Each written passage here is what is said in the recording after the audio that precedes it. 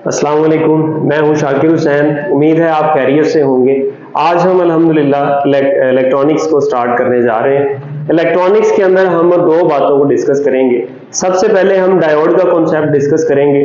तो डायोड को समझने के लिए हम सेमीकंडक्टर की बात करेंगे और उसके अंदर उसके टाइप्स की बात करेंगे और फिर हम डायोड के कॉन्सेप्ट तक जाएंगे और फिर हम डायोड की बाइसिंग को भी डिस्कस कर रहे होंगे।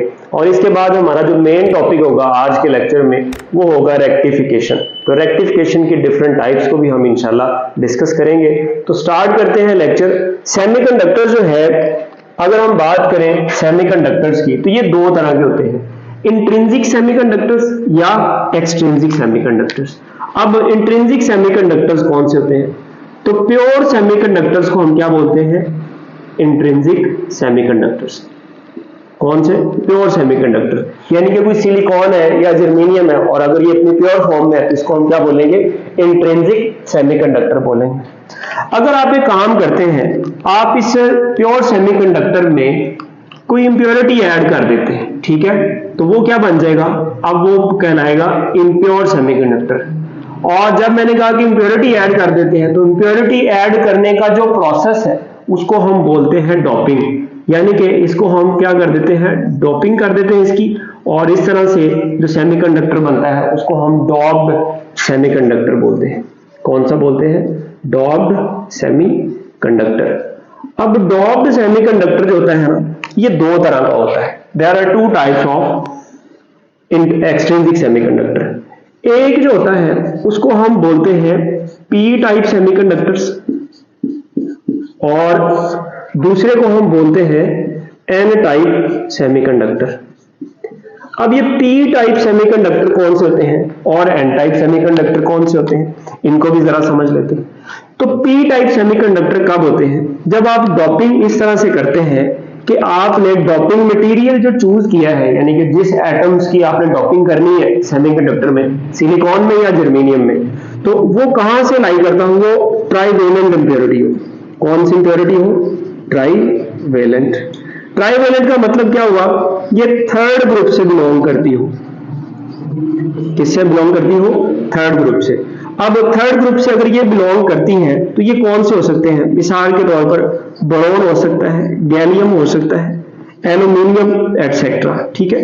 तो ये सारे हो सकते हैं जिसमें ट्राइवेलेंट इंप्योरिटी आ जाती है। तो जब आप इसमें ऐड करेंगे ट्राइवेलेंट इंप्योरिटी को, चूंकि आपको पता है सेमीकंडक्टर्स फोर्थ ग्रुप से ताल्लुक रखते हैं और अगर इन्होंने अपना कोवेलेंट बॉन्ड कंप्लीट करना है तो इनको 4 इलेक्ट्रॉन शेयर करने पड़ते हैं दूसरे किसी भी एटम के साथ, ठीक है। अब आपने एक इंप्योरिटी ऐड की ट्राइवेलेंट, तो ट्राइवेलेंट के जो वैलेंस इलेक्ट्रॉन है वो 3 है, तो अब वो 3 इलेक्ट्रॉन तो शेयर हो जाएंगे, यानी कि कोवेलेंट बॉन्ड बना लेंगे, लेकिन एक इलेक्ट्रॉन कम पड़ जाएगा, तो वहां क्या बन जाएगा? वहां होल बन जाएगा। तो हम ये कहते हैं कि जो ट्राइवेलेंट इंप्योरिटी आप ऐड करते हैं ना, उसकी वजह से जो पी टाइप सेमीकंडक्टर बनता है उसमें जो मेजॉरिटी चार्ज कैरियर्स है, मेजॉरिटी चार्ज कैरियर्स, यानी कि अब यहां पर जो मेजॉरिटी में होंगे वो होते हैं हमारे पास होल्स। उनको हम क्या बोलते हैं? होल्स। अब होल क्या चीज है? चूंकि आपने टॉपिक पढ़ा हुआ है बेसिकली पहले भी, तो होल्स हम कहते हैं वैकेंसी ऑफ एन इलेक्ट्रॉन, ठीक है। तो होल्स यहां पर मेजॉरिटी चार्ज कैरियर्स होते हैं, और चूंकि यहां पर मेजॉरिटी चार्ज कैरियर होल्स होते हैं तो इसलिए हम ट्राइवेलेंट इंप्योरिटी को हम एक्सेप्टर इंप्योरिटी भी बोलते हैं। क्या बोलते हैं? Acceptor impurity.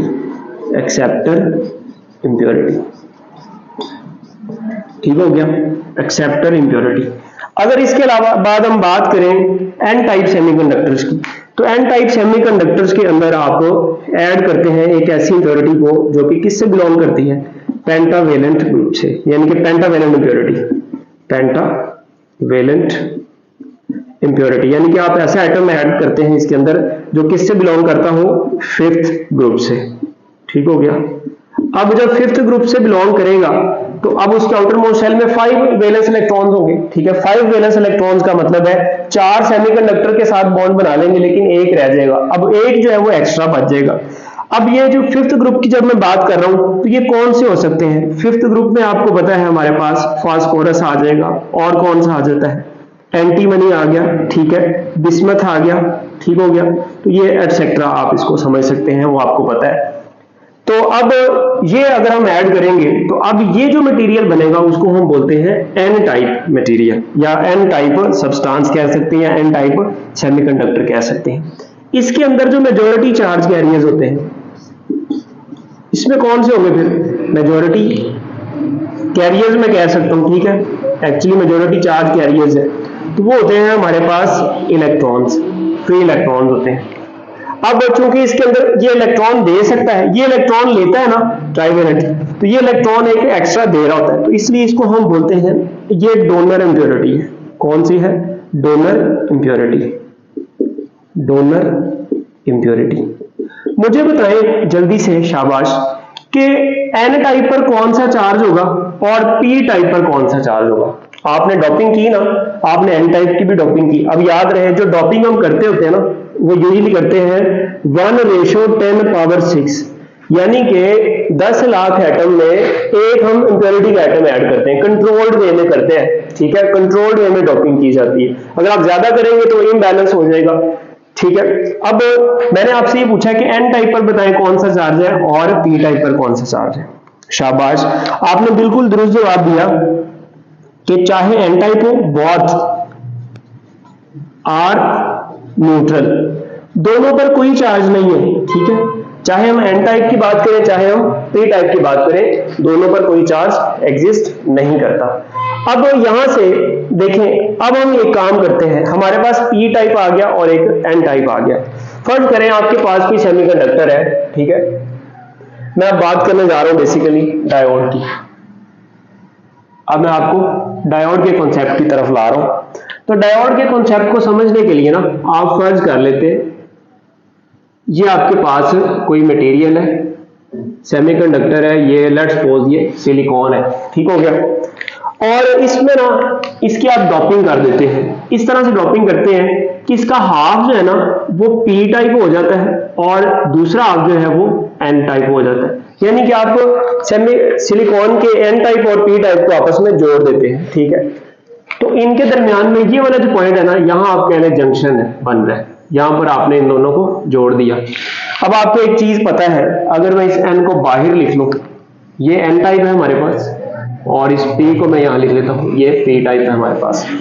तो अब पी टाइप में आपको पता है होल्स एक्सेस में होंगे, ठीक हो गया, और यहां पर कौन एक्सेस में होंगे? यहां पर सारे इलेक्ट्रॉन्स होंगे, ठीक हो गया। तो यहां पर इलेक्ट्रॉन्स हैं और यहां पर होल्स है। अब होगा क्या, आपको पता है हमेशा चार्जेस जो है वो हाई कंसंट्रेशन से लो कंसंट्रेशन की तरफ मूव करते हैं। तो इलेक्ट्रॉन जहां ज्यादा है वो होल की तरफ जाएंगे और जहां होल्स हैं वो इलेक्ट्रॉन्स की तरफ मूव करेंगे।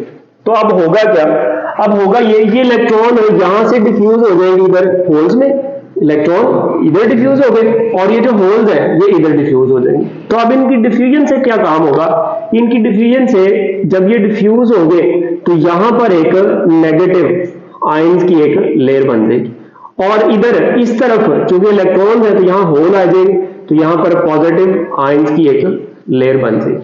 अब देखें यहां पर एक तरफ पॉजिटिव आयंस आ गए और एक तरफ कौन आ गया? Negative ions. तो अब यहां से फर्दर इलेक्ट्रॉन जब इधर जाना चाहेंगे ना तो ये नेगेटिव आयंस की लेयर उनको क्या करेगी? रिपेल करेगी। यहां से होल जब इधर जाना चाहेंगे ना तो ये पॉजिटिव आयंस की लेयर उनको क्या करेगी? रिपेल करेगी। तो अब देखें आपके पास एक ये स्पेसिफिक रीजन आ गया है, ये वाला जो रीजन है इसके अंदर कोई फ्री चार्ज मौजूद नहीं है, there is no charge carrier in this specific region. इस रीजन को हम बोलते हैं फिर डिप्लीशन रीजन। क्या बोलते हैं? यहां से लेकर यहां तक इस रीजन में कोई चार्ज नहीं है, इसलिए इसको हम क्या नाम देते हैं? डिप्लीशन रीजन का नाम देते हैं। डिप्लीशन का क्या मतलब होता है? कमी होना किसी चीज की। अब किस चीज की कमी है यहां पर? चार्जेस की। तो डिप्लीशन रीजन, ठीक है, या मैं इसको क्या देता हूं? Charge free region. Charge free region, यहां पर चार्ज यानी कि चार्ज कैरियर यहां मौजूद नहीं है, चार्ज फ्री रीजन, ठीक हो गया। अब इस चार्ज फ्री रीजन को देखें या इस डिप्लीशन रीजन को आप देखें तो यहां पर एक पॉजिटिव आयंस की लेयर और नेगेटिव आयंस की लेयर है। तो यहां पर एक इलेक्ट्रिक फील्ड स्टैब्लिश होगी जिसकी डायरेक्शन किधर है? इधर एन टाइप से किधर, किसकी तरफ? पी टाइप की तरफ। यहां पर एक इलेक्ट्रिक फील्ड स्टैब्लिश होगी। अब जब इलेक्ट्रिक फील्ड आ गई है तो ये ऐसे ही बिहेव कर रहा होता है जैसे हमारे पास एक कैपेसिटर होता है ना, और कैपेसिटर के दरमियान में आपको पता है कोई डाइलेक्ट्रिक होता है, तो एक तरफ पॉजिटिव प्लेट आ गई और एक तरफ नेगेटिव प्लेट आ गई। तो अब ये ना इसके दरमियान में एक पोटेंशियल क्रिएट हो जाएगा, हाई पोटेंशियल, हाई से लो की तरफ। यहाँ देखिए हाई पोटेंशियल पर है, ये लो पोटेंशियल पर है, तो यहाँ एक पोटेंशियल क्रिएट हो जाएगा। उस पोटेंशियल को या उस पोटेंशियल डिफरेंस को हम नाम देते हैं पोटेंशियल बैरियर का। क्या नाम देते हैं? Potential barrier. Potential barrier, barrier क्या होता है सर? रुकावट होती है। तो पोटेंशियल बैरियर, ये भी रुकावट वाला पोटेंशियल है। ये ऐसा पोटेंशियल है, इसको मैं बी से डिनोट कर देता हूं। ये ऐसा पोटेंशियल है जो फर्दर इलेक्ट्रॉन्स को या होल्स को आगे डिफ्यूज नहीं होने दे रहा, मूव नहीं करने दे रहा, तो इसने करंट को स्टॉप कर दिया हुआ है। ठीक है, अब ये जो पोटेंशियल बैरियर है ये फर्दर इलेक्ट्रॉन्स को आगे नहीं जाने देगा। तो यहां से अब हम एक बात कर सकते हैं, याद रखिएगा, ये जो पोटेंशियल बैरियर है VB या डिप्लीशन रीजन, ये डिपेंड करता है इसकी, अगर मैं डिपेंडेंस की बात करूं तो ये 4 चीजों पर डिपेंड करता है। ये डिपेंड करता है नेचर ऑफ सेमीकंडक्टर पर, कि आपने सेमीकंडक्टर जो यूज किया है वो सिलिकॉन है या जर्मेनियम है। जैसे अगर हम बात करें सिलिकॉन के केस में, तो सिलिकॉन के केस में इसकी वैल्यू होती है 0.7 वोल्ट, और जर्मेनियम के केस में इसकी वैल्यू होती है 0.3 वोल्ट। किसकी बात हो रही है? ये इस पोटेंशियल बैरियर की बात हो रही है। ठीक है, अगर सिलिकॉन का है ये आपके पास पीएन जंक्शन, तो इसका मतलब है उसके जो पोटेंशियल बैरियर बन रहा है उसकी वैल्यू 0.7 वोल्ट है, और अगर जर्मेनियम है तो वो 0.3 वोल्ट है। नेचर ऑफ सेमीकंडक्टर पर डिपेंड करती है और डोपिंग कंसंट्रेशन पर भी डिपेंड करती है। डोपिंग कंसंट्रेशन, आपने डोपिंग हाई की है या लो डोपिंग की हुई है, इस पर भी डिपेंड करती है। और किस पर डिपेंड करती है? टेम्परेचर पर डिपेंड करती है। ठीक हो गया जी, टेम्परेचर हाई कर देंगे तो ये क्या कर जाएगा? रिड्यूस कर जाएगा। उसके बाद और किस पर डिपेंड करती है जी? इसके अलावा हम ये कह सकते हैं ये डिपेंड करती है बाइसिंग पर। आगे चलकर हम बाइसिंग पढ़ेंगे ना, फॉरवर्ड बाइसिंग या रिवर्स बाइसिंग, तो हम देखेंगे ये पोटेंशियल बैरियर फॉरवर्ड बाइसिंग या रिवर्स बाइसिंग की वजह से इंक्रीज या डिक्रीज कर सकता है। तो चौथी चीज, अभी हम बाइसिंग को डिस्कस करते हैं, तो उस पर भी ये डिपेंड करता है पोटेंशियल बैरियर। ठीक हो गया। अब इसके बाद अगर मैं बात करूं बाइसिंग की, ये हमारे पास एक पीएन जंक्शन डायोड आ गया। अब इसकी अगर हमने बाइसिंग करनी हो, बाइसिंग का क्या मतलब हुआ? बाइसिंग का ये मतलब है कि इसको हम बैटरी के साथ कनेक्ट करेंगे। अब कैसे कनेक्ट करेंगे? ये 2 तरीके हैं। ठीक है, तो यहां मैं बात करने जा रहा हूं एक्चुअली बाइसिंग की। मैं इधर बात कर लेता हूं बाइसिंग ऑफ सेमीकंडक्टर, या sorry biasing of diode. Biasing का क्या मतलब होता है सर? बाइसिंग का मतलब होता है the way of connecting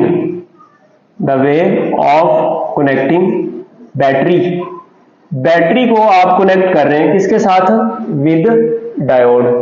diode के साथ आप किस तरीके से बैटरी को कनेक्ट करते हैं?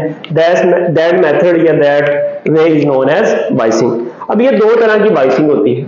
एक होती है फॉरवर्ड बाइसिंग, ठीक है, फॉरवर्ड बाइसिंग, और दूसरी कौन सी होती है सर? दूसरी होती है रिवर्स बाइसिंग। ठीक हो गया, रिवर्स बाइसिंग। तो अब हम दोनों को बारी बारी पढ़ेंगे कि what is forward biasing and what is reverse biasing. तो फॉरवर्ड बाइसिंग की अगर हम बात करें तो उसकी मैं डायग्राम बनाता हूं, देखिएगा। डायग्राम बहुत आसान है, इसको समझना बहुत आसान है, कोई मुश्किल काम नहीं है। या मैं दोनों के केसेस में ना डायग्राम बना लेता हूं। अब डायग्राम इसकी कैसे बनेगी, यहां जरा एक बात याद रखिएगा। जब मैं डायोड की बात कर रहा हूं ना, तो डायोड का आपने सिंबल याद रखना है। डायोड का जो सिंबल होता है ना, अगर किसी सर्किट में डायोड लगा हुआ है, पीएन जंक्शन डायोड, तो उसका सिंबल इस तरह से होगा। ये एक एरो बना होगा और इस एरो के सामने एक वर्टिकल लाइन लगाई होगी। ठीक हो गया, और ये इस तरह से ऐसे कनेक्ट होगा। अब ये जो एरो का साइन है ना, इसमें ये वाला एरो जो है ये पी टाइप होता है या पी टाइप ऑफ क्रिस्टल, और ये जो वर्टिकल लाइन है ये क्या होती है? एन टाइप होती है। और एरो क्या शो कर रहा होता है? एरो शो कर रहा होता है आई के डायरेक्शन, यानी कि आई कौन सा? कन्वेंशनल। तो ये कन्वेंशनल करंट की डायरेक्शन बता रहा होता है ये एरो का साइन। अगर इधर है तो कन्वेंशनल करंट इधर फ्लो कर सकता है, इधर नहीं करेगा। ठीक हो गया। अब मैं बात कर रहा था बाइसिंग की, तो बाइसिंग में ना मैं यहां क्या लगाने वाला हूं, यहां मैं एक डायोड लगाने वाला हूं। अब डायोड लगाना बहुत आसान काम है। देखिए यहां पर डायोड लगा दिया, मुफ्त का डायोड है, जैसे मर्जी आप लगा लें। ठीक है। और इस डायोड को मैं दोनों केसेस में अटैच कर देता हूं इस तरीके से। अब इनके साथ में मैं एक बैटरी लगाऊंगा। अब देखिए मैं बैटरी कैसे अटैच कर रहा हूं। मैंने अब एक इस तरह से बैटरी अटैच की कि पॉजिटिव पी साइड के साथ और नेगेटिव एन साइड के साथ। और सिमिलरली जब मैं रिवर्स बाइसिंग करूंगा तो अब मैं पोलैरिटी क्या कर दूंगा, उलट कर दूंगा, यानी कि नेगेटिव किसके साथ अटैच करूंगा, पी साइड से, और पॉजिटिव किसके साथ अटैच करूंगा, एन साइड से। ठीक हो गया। तो ये याद रखिएगा। अब होता क्या है, इससे आगे बहुत सारी बातें हमारी समझ में आने वाली हैं। अब आपने जब पॉजिटिव को पी से अटैच किया और नेगेटिव को एन से अटैच किया तो जरा कहानी समझिएगा। कहानी क्या है, कहानी बहुत आसान है। आपने क्या काम कर दिया, आपने एक्चुअली इस पी टाइप को आपने किससे अटैच कर दिया, पॉजिटिव से, और एन टाइप को आपने किससे अटैच कर दिया, नेगेटिव से। ठीक है। अब जब आप देखें पॉजिटिव को पी से अटैच करेंगे, नेगेटिव को एन से अटैच करेंगे, तो बैटरी का पॉजिटिव टर्मिनल इन होल्स को, holes as a positive charge behave करते हैं। आल्दो ये पॉजिटिव चार्ज नहीं है, पॉजिटिव नहीं है, ये डेफिशिएंसी ऑफ इलेक्ट्रॉन होती है, यहाँ इलेक्ट्रॉन की कमी होती है। तो ये पॉजिटिव चार्ज जो बैटरी की जो पॉजिटिव पोलैरिटी है, ये इन होल्स को क्या करेगी, रिपेल करेगी, पुश करेगी। और यहां से ये नेगेटिव जो टर्मिनल है, ये इन इलेक्ट्रॉन्स को क्या करेगा, पुश करेगा। तो ये देखेंगे दोनों एक दूसरे की तरफ पुश होंगे ना, तो ये जो डिप्लीशन रीजन है ये रिड्यूस कर देगा। डिप्लीशन रीजन क्या करेगा, रिड्यूस कर देगा। हम कहेंगे डिप्लीशन रीजन नैरो हो जाएगा। जब डिप्लीशन रीजन रिड्यूस कर जाएगा तो फिर इसका मतलब ये हुआ पोटेंशियल बैरियर भी क्या कर गया, डिक्रीज कर गया। ठीक है। और अगर पोटेंशियल बैरियर डिक्रीज कर गया तो हम ये कहेंगे कि अगर आपने ये पोटेंशियल इतना ज्यादा अप्लाई कर दिया कि वो इस, अगर ये सिलिकॉन है 0.7 वोल्ट से ज्यादा है, तो फिर ये इलेक्ट्रॉन होल पे बनना शुरू हो जाएंगे और करंट फ्लो करना शुरू हो जाएगा। अगर वो इससे कम है तो फिर क्या काम होगा, फिर ये रिड्यूस हो जाएगा, पोटेंशियल बैरियर भी कम हो जाएगा और रेजिस्टेंस भी क्या कर देगी, डिक्रीज कर जाएगी। ठीक हो गया। तो हम यहाँ सारी बातें लिख लेते हैं कि जब आपने क्या काम किया, जब आपने फॉरवर्ड बाइसिंग की, तो फॉरवर्ड बाइसिंग में डिप्लीशन रीजन के साथ क्या सलूक हुआ, डिप्लीशन रीजन। ठीक हो गया। और इसके अलावा डिप्लीशन रीजन के अलावा अगर हम दूसरे नंबर पर बात करें तो मैं बात करूंगा पोटेंशियल बैरियर इंक्रीज हुआ या डिक्रीज हुआ, और इसके बाद मैं बात करूंगा रेजिस्टेंस की, रेजिस्टेंस के साथ क्या हुआ, और फिर मैं बात करूंगा करंट की। ठीक है, करंट के साथ क्या हुआ। तो देखिएगा सबसे पहले हम बात करते हैं डिप्लीशन रीजन। तो डिप्लीशन रीजन आपने देखा क्या कर गया, रिड्यूस हो गया। ठीक है, डिप्लीशन रीजन क्या कर गया, रिड्यूस कर गया, या मैं कह देता हूं ये नैरो डिप्लीशन रीजन हो गया। ठीक हो गया। और पोटेंशियल बैरियर भी क्या कर गया सर, डिक्रीज कर गया। क्या कर गया, डिक्रीज कर गया। रेजिस्टेंस क्या कर गई, देखिए रेजिस्टेंस डिक्रीज कर गई है। ठीक है, रेजिस्टेंस भी क्या कर गई, डिक्रीज कर गई। ठीक हो गया। अब ये कितनी हो जाती है, ऑलमोस्ट फ्यू ओहम्स हो जाती है। कितनी हो जाती है, फ्यू ओहम्स। यहां मैं लिख देता हूं फ्यू ओहम्स। अब ये फ्यू ओहम्स कितनी होती है, 10 ओहम से लेकर आप यूं समझ लें ये 25 ओहम तक हो जाती है। और इसका जो करंट है वो क्या कर जाता है, देखिए रेजिस्टेंस कम हुई तो करंट ने क्या होना है, ऑटोमेटिकली सर करंट ने इंक्रीज करना है। शाबाश। तो करंट क्या कर गया, इंक्रीज कर गया।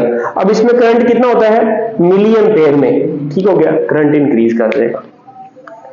अब यही सारी बातें अगर मैं रिवर्स बाइसिंग में देखूं, अब आपने क्या काम किया, नेगेटिव को पी से और पॉजिटिव को एन से। अब जरा दोबारा यहां से कॉन्सेप्ट समझिएगा। यहां अब क्या कर दिया सर, यहां नेगेटिव पी से और इधर क्या कर दिया सर, पॉजिटिव। अब देखिए यहां नेगेटिव आ गया, होल को क्या करेगा, अट्रैक्ट करेगा। यहां पॉजिटिव आ गया, इलेक्ट्रॉन को क्या करेगा, अट्रैक्ट करेगा। तो ये जो डिप्लीशन रीजन है ना, ये इंक्रीज कर जाएगा, एक्सपैंड कर जाएगा इन अदर वे। ठीक है, वाइड हो जाएगा इन अदर वे। ठीक हो गया। या आप कहेंगे पोटेंशियल बैरियर है वो भी क्या कर जाएगा, इंक्रीज कर जाएगा। रेजिस्टेंस भी क्या कर जाएगी, इंक्रीज कर जाएगी। ठीक हो गया। तो अब देखिए ये सारी बातें जो है ना वो यहां उलट हो जाएंगी। जैसे डिप्लेशन रीजन की बात करें तो वो क्या हो जाएगा सर, ये वाइड हो जाएगा, ठीक है, एक्सपेंड कर गया, ठीक हो गया। और पोटेंशियल बैरियर क्या कर गया सर, पोटेंशियल बैरियर इंक्रीज कर गया, पोटेंशियल बैरियर क्या कर गया, इंक्रीज कर गया। और रेजिस्टेंस क्या कर दी सर, रेजिस्टेंस भी इंक्रीज कर गई, ठीक हो गया। कितनी हो जाती है, ये मेगा ओम्स में हो जाती है, ठीक है। अगर मैं बात करूं एक आइडियल केस की, तो आइडियल केस में रिवर्स बाइसिंग में जो रेजिस्टेंस हो जाती है वो इनफाइनाइट हो जाती है, और आइडियल केस में जो फॉरवर्ड बाइसिंग है उसमें जो रेजिस्टेंस हो जाती है वो जीरो हो जाती है, याद रहे आइडियल केस में, ठीक हो गया। यूजुअली ऐसा नहीं होता। और करंट क्या करेगा सर, करंट अब डिक्रीज कर जाएगा, रेजिस्टेंस बढ़ गई ना, तो अब करंट ने क्या करना है, डिक्रीज कर जाना है, ठीक हो गया। तो अब यहां याद रखिएगा। यहां से ना मैं एक एमसीक्यू आपसे पूछ लेता हूं, एमसीक्यू बहुत मजे का है और उसमें बड़ी इंफॉर्मेशन भी मिलेगी आपको। वो कहता है कि पोटेंशियल बैरियर ना आपके पास डिप्लेशन रीजन का जो पोटेंशियल बैरियर है वो है 0.5 वोल्ट, ध्यान से समझिएगा। और उसके दरमियान में जो डिस्टेंस है, distance between positive ions and negative ions, इन दोनों की लेयर्स के दरमियान में, या मैं कह देता हूं विड्थ, और आसान बात करते हैं, विड्थ ऑफ डिप्लेशन रीजन वो है जनाब कितनी, 1 माइक्रोन, कितनी है 1 माइक्रोन, और यूजुअली माइक्रोन में होती है। तो आप जल्दी से बताएं इसके दरमियान में जो इलेक्ट्रिक फील्ड होगी, electric field of depletion region बताएं, क्या बताना है, electric field of depletion region, जल्दी से बताएं जी। तो सर इसका फॉर्मूला तो बहुत आसान है, हमने पढ़ा हुआ है, कहां सर, आपने हमें वो इलेक्ट्रोस्टैटिक्स में बताया था, क्या बताया था sir, E is equal to V over D, शाबाश, वेरी गुड। तो जल्दी से बताएं फिर V कितना है सर, V होता है एवरेज 0.5, आपने दिया भी हुआ है, और जो विड्थ होती है ना डिप्लेशन रीजन की नॉर्मली वो सर 1 माइक्रोन होती है, तो 1 माइक्रोन का मतलब है 10 पावर माइनस 6। तो जब इसको ऊपर लेके जाएंगे तो ये आ जाएगा 0.5 क्रॉस 10 पावर 6 या 5 क्रॉस 10 पावर 5 वोल्ट पर मीटर, ठीक हो गया, वोल्ट पर मीटर, वोल्ट पर मीटर, ओके हो गया। तो ये आपके पास आंसर आ गया। अब देखिए, अब ना हम एक चीज डिस्कस करते हैं, कैरेक्टरिस्टिक कर्व क्या बनेगी, what will be the characteristic curve for forward biasing and reverse biasing, और उसके बाद हम इंशाल्लाह चलेंगे हमारे रेक्टिफिकेशन के टॉपिक की तरफ। तो मैं बोर्ड रेज कर लूं एकदम। आइए बात करते हैं अब कैरेक्टरिस्टिक कर्व की for forward biasing and for reverse biasing. जब हम कैरेक्टरिस्टिक कर्व की बात करते हैं ना, तो ये करंट और वोल्टेज के दरमियान में ग्राफ होता है। अब फॉरवर्ड बाइसिंग में ये ग्राफ कैसा बनेगा और रिवर्स बाइसिंग में ये ग्राफ कैसा बनेगा, इसको जरा देखते हैं। तो फॉरवर्ड बाइसिंग में देखिएगा, चाहे आपके पास सिलिकॉन है चाहे आपके पास जर्मेनियम है, वोल्टेज जो है वो 0 से स्टार्ट नहीं होगा, वोल्टेज कुछ ना कुछ वैल्यू लेगा, ठीक है। लेट्स सपोज अगर आपके पास सिलिकॉन है तो उसका वोल्टेज जो है वो 0.7 वोल्ट है, मिसाल के तौर पर। अब ये आपने बैटरी लगाई है ना, ये सिलिकॉन है, ये कौन है, सिलिकॉन, और ये जो आपने बैटरी लगाई है ना, ये है बैटरी आपके पास लेट्स सपोज 0.6 वोल्ट की। अब ये है तो फॉरवर्ड बाइस, लेकिन इसमें करंट फ्लो नहीं करेगा, करंट जीरो होगा। करंट क्यों जीरो होगा सर, क्योंकि इसका जो पोटेंशियल बैरियर है ना वो हमने पढ़ा है कितना होता है सर, वो होता है 0.7 वोल्ट। तो जो आपने अप्लाई वोल्टेज किया वो 0.6 है, अगर 0.7 होता फिर भी ना करंट फ्लो करता। तो अगर आप चाहते हैं इसमें से करंट फ्लो करे, तो करंट फ्लो करने के लिए आपको ये वोल्टेज 0.7 वोल्ट से ज्यादा रखना पड़ता है। आप कह लें कि आपने कितना रख दिया, 2 वोल्ट रख दिया। अब इसमें से जो इफेक्टिव वोल्टेज होगा वो 0.7 माइनस करके 2 में से कितना बच जाएगा, 1.3 वोल्ट, तो वो फिर आप यूज करेंगे एज अ वोल्टेज, ठीक हो गया। तो अब यहां पर ये 0 से स्टार्ट नहीं होगा और 0 से आगे फिर ये करंट बढ़ना शुरू हो जाएगा, ठीक हो गया। इस तरह से ये कर्व करंट की तरफ ही क्यों जा रही है, अगर आपको याद हो ओहम्स लॉ, तो ओहम्स लॉ करंट इलेक्ट्रिसिटी में हमने पढ़ा था कि नॉन ओहमिक जो कंडक्टर्स होते हैं उसमें हमने सेमीकंडक्टर्स के लिए हमने I और V के दरमियान में ग्राफ बनाया था, तो वो ग्राफ इस तरह से बना था। अब ये जो वोल्टेज है ना, इस जहां से ये करंट इंक्रीज होना शुरू होता है, इसको हम बोलते हैं नी वोल्टेज। क्या बोलते हैं, नी वोल्टेज, नी वोल्टेज। और ये कितना होता है, जर्मेनियम के केस में हमने ये पढ़ा हुआ है, ये 0.3 वोल्ट होता है। आपसे ये पूछ ले what is the knee voltage for silicon, तो वो कितना होता है, तो वो हमने पढ़ा हुआ है 0.7 वोल्ट होता है, 0.7 वोल्ट। तो नी वोल्टेज कह लें आप इसको, या नी पोटेंशियल डिफरेंस कह लें, तो ये नी वोल्टेज होता है। अब देखिए हमने ये पढ़ा हुआ था कि इसमें हमारे पास जो रेजिस्टेंस है कंडक्टर की वो क्या कर रही होती है, सेमीकंडक्टर की, वो डिक्रीज कर रही है, और कंडक्टेंस क्या कर रही है, इंक्रीज कर रही है। हमने पढ़ा इसका अल्फा क्या होता है, नेगेटिव होता है, यानी कि रेजिस्टेंस का टेम्परेचर के साथ क्या होता है, इनवर्स रिलेशन होता है। जैसे जैसे टेम्परेचर बढ़ता जाता है रेजिस्टेंस कम होती है। तो ये इसकी कैरेक्टरिस्टिक कर्व आ गई। ये किस केस में है, ये है हमारे पास फॉरवर्ड बाइसिंग के केस में। अब अगर हम बात करें रिवर्स बाइसिंग की, तो रिवर्स बाइसिंग में कैसा ग्राफ बनेगा, देखिएगा जरा। रिवर्स बाइसिंग में ना बहुत माइनर सा स्मॉल सा करंट इसमें फ्लो करता है। अब ये जो स्मॉल सा करंट फ्लो कर रहा होता है ना, इसको हम बोलते हैं लीकेज करंट। क्या बोलते हैं, लीकेज करंट। यहां मैं लिख देता हूं, ये है हमारे पास लीकेज करंट। ये किसकी वजह से होता है, ये मिनोरिटी चार्ज कैरियर्स की वजह से होता है। इक्का दुक्का मिनोरिटी चार्ज कैरियर डिफ्यूज हो रहे होते हैं, तो उसकी वजह से ये करंट फ्लो कर रहा होता है, और ये माइक्रो एम्पेयर्स में करंट होता है, वेरी स्मॉल होता है, जिसको मतलब डिटेक्ट भी नहीं किया जा सकता, इतना स्मॉल होता है। अब अगर आप नेगेटिव वोल्टेज बढ़ाते जा रहे हैं, ठीक है, नेगेटिव वोल्टेज आप एक खास हद तक बढ़ा देते हैं ना, और उस खास पॉइंट से एक्सीड करते हैं, तो आप देखते हैं एकदम से जो वोल्टेज करंट है वो इंक्रीज कर जाता है, ठीक है। अब एक्चुअल में होता क्या है, ये वो स्पेसिफिक वैल्यू है वोल्टेज की, नेगेटिव वोल्टेज की, जहां पर एकदम से क्या हो गया, एकदम से सारे जो कोवलेंट बॉन्ड्स है ना, इतना ज्यादा करंट, या आप समझ लें इलेक्ट्रिक फील्ड इतनी ज्यादा हो जाती है, इतनी ज्यादा एक्सीड कर जाती है कि वो कोवलेंट बॉन्ड्स को तोड़ देती है, और कोवलेंट बॉन्ड के टूटने से एक एनॉर्मस अमाउंट ऑफ करंट जो है वो फ्लो प्रोड्यूस होता है, और जिसकी वजह से ये हमारे पास कर्व बनती है। और इस वोल्टेज को हम नाम देते हैं ब्रेक डाउन वोल्टेज का। क्या नाम देते हैं, break down voltage, break down voltage, ठीक हो गया, वी कह देता हूं ब्रेक डाउन वोल्टेज, या इसको जेनर वोल्टेज भी बोलते हैं, जेनर वोल्टेज, ठीक हो गया, ठीक है जी। अब ये थी इसकी कैरेक्टरिस्टिक कर्व। तो ये आपने ग्राफ याद रखना है कि ग्राफ इसका कैसे बनता है कैरेक्टरिस्टिक कर्व का। अब हमने बात करनी है एक्चुअली रेक्टिफिकेशन की।